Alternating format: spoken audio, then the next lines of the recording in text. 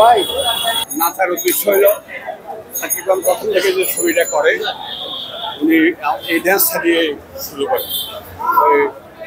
মরহুম পরিচালক তখন এই নাচটা দিয়ে ছবি হিট করে, ওই বইটা হিট করে। তারপর ওই বইটা হিট করার পরে তখন থেকে আমি বিভিন্ন অনুষ্ঠানে এই ড্যান্সটা আমি করি।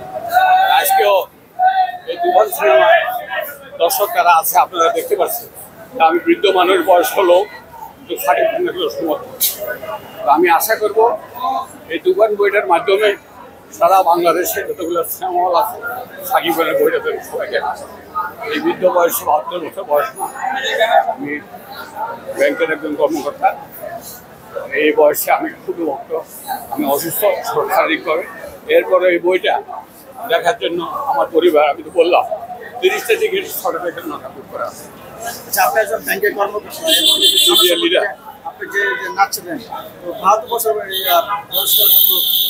খারাপ লাগেনি? না না, আমার খারাপ লাগে নাই, কারণ আপনারা একটা উৎসাহ দর্শককে আমার চারিপাশে ঘিরে ফেলছে।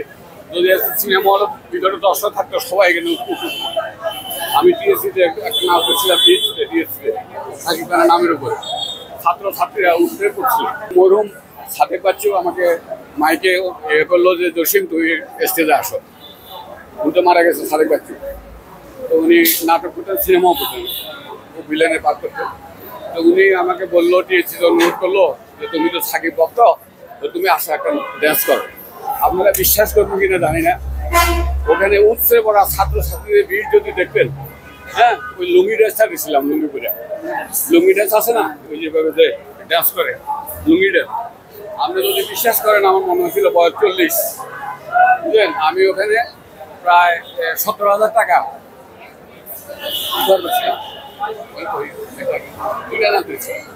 বুঝলেন।